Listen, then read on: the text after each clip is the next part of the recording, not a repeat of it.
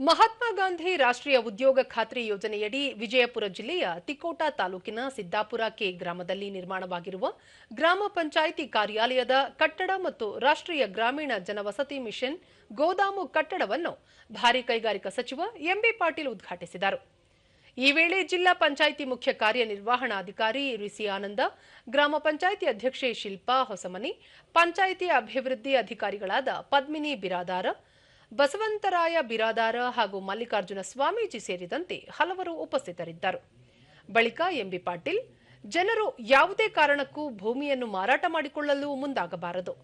ಇರುವ ಜಮೀನನ್ನು ಉಳಿಸಿಕೊಳ್ಳುವ ಕಡೆಗೆ ಒತ್ತು ನೀಡಬೇಕು.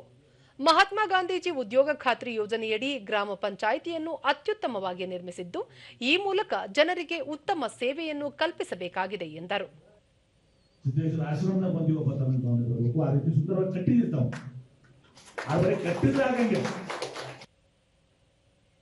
ಪದ್ಮಿನಿ ಬಿರಾದಾರ, ಗ್ರಾಮ ಪಂಚಾಯಿತಿ ಮೂಲಕ ಜನರಿಗೆ ಅಗತ್ಯವಾಗಿರುವ ರಸ್ತೆ, ವಿದ್ಯುತ್, ನೀರು ಸೇರಿದಂತೆ ಇನ್ನಿತರೆ ಅಗತ್ಯ ಮೂಲ ಸೌಲಭ್ಯಗಳನ್ನು ಒದಗಿಸಲಾಗುತ್ತಿದೆ ಎಂದು ಹೇಳಿದರು. ಮಾನ್ಯ ಉಪಾಧ್ಯಕ್ಷರು ಕುಮಾರ್ ಸತ್ತಾಳ್ಕರ್ ಅವರು, ಸುಭಾಷ್ ಕೋತ್ ಅವರು ನಿಮಗೆಲ್ಲವೂ ನೀರು, ಲೈಟ್ ಮತ್ತೆ ರಸ್ತೆ ಎಲ್ಲಾ ವ್ಯವಸ್ಥೆ ಮಾಡಿದ್ದಾರೆ.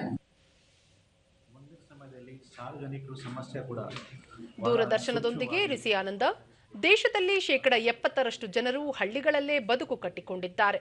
ಹಳ್ಳಿಗಳು ಅಭಿವೃದ್ಧಿಯಾದಾಗ ದೇಶದ ಅಭಿವೃದ್ಧಿ ಸಾಧ್ಯ.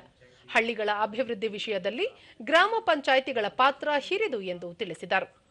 ಸುಮಾರು 70% ಜನಸಂಖ್ಯೆ ಹಳ್ಳಿಗಳಲ್ಲಿ ಇರ್ತಾರೆ. ಹಾಗಾಗಿ ನಮ್ಮ ದೇಶದ ಅಭಿವೃದ್ಧಿಗಾಗಿ ಹಳ್ಳಿಗಳ ಅಭಿವೃದ್ಧಿ ತುಂಬಾ ಇಂಪಾರ್ಟೆಂಟ್ ಇದೆ.